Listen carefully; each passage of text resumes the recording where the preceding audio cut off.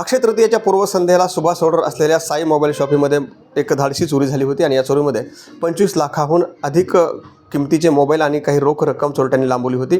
या सर्व प्रकरणाचा तपास हा शहर पोलिसांकडे असताना नंतर हा तपास स्थानिक गुन्हे शाखेकडे वर्ग करण्यात आला। मी त्याच साई मोबाईल शॉपीमध्ये आहे आणि हीच ती साई मोबाईल शॉपी आहे।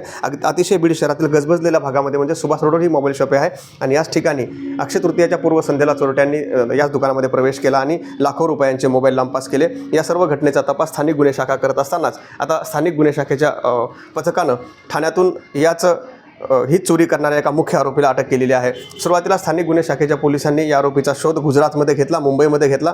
त्यानंतर याच आरोपीचा शोध घेण्यासाठी स्थानिक गुन्हे शाखेचे पोलीस गोव्यामध्ये देखील गेले होते।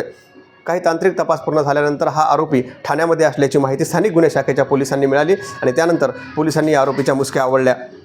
हा आरोपी कुख्यात आहे, त्याच्यावर 50हून अधिक गुन्हे दाखल आहेत। वेगवेगळ्या ठिकाणी दुकानाची हेरगिरी करायची आणि या दुकानामध्ये चोरी करण्याचे त्याचं काम आहे। मात्र स्थानिक गुन्हे शाखेनं तांत्रिक तपास करून मोठ्या शिताफीनं सापळा रचून त्याला ठाण्यातून अटक केली आहे।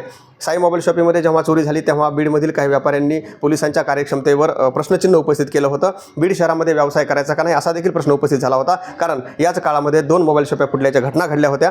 त्यामुळे व्यापारी मोठ्या दहशतीमध्ये होते। अनेकांनी कर्ज काढून आपले व्यवसाय सुरू केल्याचं देखील व्यापाऱ्यांनी लोकांच्या टीव्हीशी बोलताना सांगितलं होतं आणि त्यानंतर आता स्थानिक गुन्हे शाखेनं मोठ्या शिताफीनं या आरोपीला अटक केली आहे। आता या आरोपीची कसून चौकशी सध्या पोलीस करत आहेत। त्याने कुठल्या ठिकाणी चोरी केलेली आहे, अनेक गुन्ह्याचा उलगडा देखील यामधून होण्याची शक्यता वर्तवली जाते। त्यामुळे गेल्या अक्षय तृतीयेच्या वेळेस जेव्हा या साई मोबाईल शॉपीमध्ये चोरी झाली तेव्हा 25 लाखाहून अधिक किमतीचे मोबाईल चोरीला गेले होते, काही रोख रक्कम देखील चोरीला गेली होती आणि त्याची रिकव्हरी आता कधी होते असा देखील प्रश्न उपस्थित झाला आहे। तर दुसरीकडे साई मोबाईल शॉपी फोडणारा आरोपी पोलिसांनी पकडला असला तरी दुसरीकडे मात्र याच परिसरामध्ये अनेक ठिकाणी चोऱ्या झाल्या होत्या, त्यामुळे देखील काही आरोपी फरार आहेत।